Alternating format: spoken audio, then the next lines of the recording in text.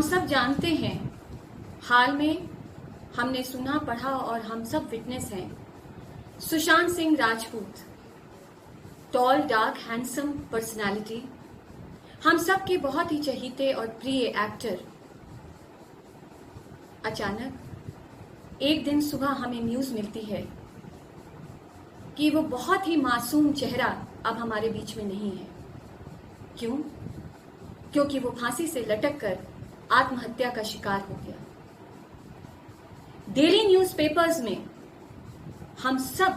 पढ़ते हैं, सुनते हैं, किसी ने कुछ भी कह दिया, छोटी सी बात हो गई, छोटी सी लड़ाई हो गई और आदमी इतना डिप्रेशन में आ जाता है, परेशान हो जाता है कि उसके सामने मौत के अलावा कोई रास्ता नहीं सूझता। दोस्तों, आज हम बात करने जा रहे हैं डिप्रेशन पर, अवसाद पर। सुशांत सिंह राजपूत के इस किस्से के बाद सारे सोशल मीडियाज, व्हाट्सएप, समाचार पत्रों में हम सब ने देखा केवल डिप्रेशन की बात हो रही थी। आखिर क्या है ये डिप्रेशन? क्यों हो जाता है और क्यों आदमी मजबूर हो जाता है कि वो एक मिनट भी नहीं लगाता और अपनी जान दे देता है? ना आगे सोचता है, ना पीछे उसके जो लोग, उसके अपने प्रिय लोग जो रह जाएंगे उन पर क्या बीतेगी, ये तक के नहीं आदमी सोच पाता। ऐसा क्या हो जाता है कि उसको ऐसा कदम उठाने पर वो मजबूर हो जाता है? जी हाँ, WHO वर्ल्ड हेल्थ ऑर्गेनाइजेशन के अनुसार डिप्रेशन इस पूरी वर्ल्ड में, इस पूरी दुनिया में second most important mental disease है, जिसकी वजह से आज लाखों नहीं, मिलियंस एंड मिलियंस ऑफ लोग जो हैं वो अपनी जान से हाथ धो बैठते हैं। और आगे आने वाले समय में ऐसा माना जा रहा है, रिसर्चेस प्रूव कर रही हैं कि भारत जो हमारा देश है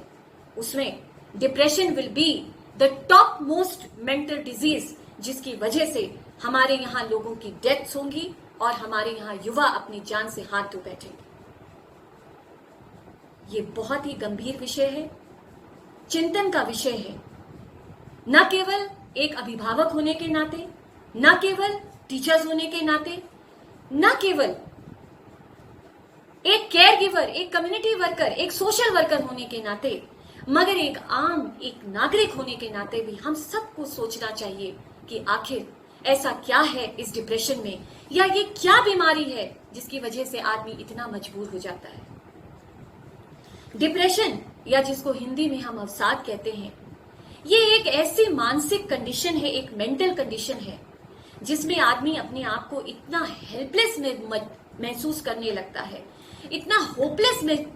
महसूस करने लगता है कि उसे आगे अपने जीवन में कोई रास्ता समझ में नहीं आता। वो इतना दुखी होता है और ये कोई अचानक आने वाली चीज नहीं है। पिछले कई महीनों में, पिछले लगभग साल में या कुछ दिनों के अंतराल में आदमी इतना परेशान हो जाता है कुछ चीजों को लेकर, अंदर ही अंदर इतना घुटता चला जाता है कि उसके अंदर जब 2 हफ्ते से ज्यादा जब ये कंडीशन परसिस्टेंट हो जाती है, कंटिन्यूअस चलने लगती है, और इन 2 हफ्तों में, 15 दिनों में, 20 दिनों में वो अपनी सारी उसकी जीवन प्रक्रिया जब उथल पुथल हो जाती है तो वो अवसाद की कंडीशन कहलाने लगती है। जैसे वो उसको किसी भी चीज में, अपनी डेली लाइफ में, दिनचर्या में, किसी भी एक्टिविटी में उसका इंटरेस्ट खत्म होने लगता है, ना उसको किसी चीज में काम करने का मन लगता है, ना उसको किसी के साथ हंसना बोलना पसंद आता है, ना उसको सोना अच्छा लगता है, या तो वो बहुत ज्यादा सोता है, या तो बिल्कुल उसे नींद आना बंद हो जाती है, या तो वो बहुत ज्यादा खाने लगता है, या उसकी भूख खत्म हो जाती है, या उसको सारे शरीर में कुछ इस तरीके के दर्द पैदा हो जाते हैं जिसका कोई शारीरिक कारण नहीं है, मगर उसको सारे शरीर में, बदन में, इधर उधर उसको दर्दें शुरू हो जाती हैं, सर में दर्द रहने लगता है और वो टायर्ड महसूस करता है, थका हुआ महसूस करता है। उसे लगता है कि बस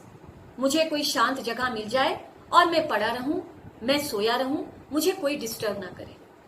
ना खाने में, ना गाने में, ना किसी काम में, उसका किसी काम में मन नहीं लगता। कई बार तो कंडीशंस इतनी गंभीर हो जाती हैं कि या तो अगर वो मेल है तो वो किसी ना किसी सब्सटेंस अब्यूज में चला जाता है, अल्कोहल लेने लगता है, सिगरेट ज्यादा पीने लगता है, तंबाकू ज्यादा खाने लगता है, या फिर किसी ना किसी ड्रग अब्यूज में पड़ जाता है। महिलाओं के साथ भी समस्याएं गंभीर हो जाती हैं, उनका किसी काम में मन नहीं लगता और वो बहुत ही अपने आप को मायूस महसूस करती हैं, सैड महसूस करती हैं, गंभीर हो जाती हैं, ना हंसती हैं ना बोलती हैं। इस तरीके की कंडीशंस जब इंसान के अंदर पैदा होने लगती हैं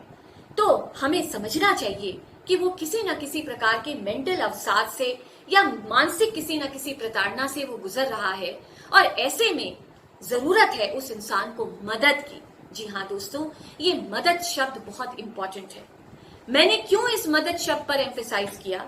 क्योंकि हम पेरेंट्स होने के नाते हमारे घरों में, और क्योंकि हमारा देश आज 65 से 70% हमारी जनसंख्या युवाओं की है जो 16 से 35 वर्ष की उम्र के हैं, और ज्यादातर अगर हम देखें तो ये कौन है जो डिप्रेशन के शिकार हो रहे हैं? ये कौन है जो फांसी पे लटक कर, दवाइयां खाकर या रेल की पटरी पे सामने आके अपनी जान से हाथ धो रहे हैं? ये कौन है? ये हमारे युवा हैं, ये हमारे बच्चे हैं।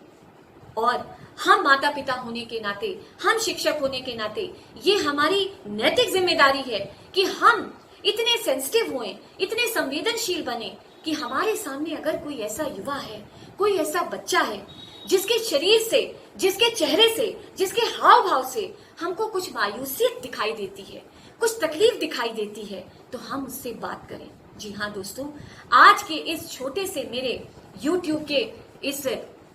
छोटे से कार्यक्रम से मेरा आपको केवल ये मैसेज है कि डिप्रेशन का और कोई इलाज नहीं। इलाज बहुत हैं, मगर जो सबसे महत्वपूर्ण इलाज है कि हर युवा, हर बच्चा, हर इंसान कोई ना कोई एक ऐसा साथी चाहता है जो उसे बहुत प्यार से समय देकर और बड़ी धैर्यता के साथ उसको सुने। अगर आप किसी को सुनने की ताब रखते हैं,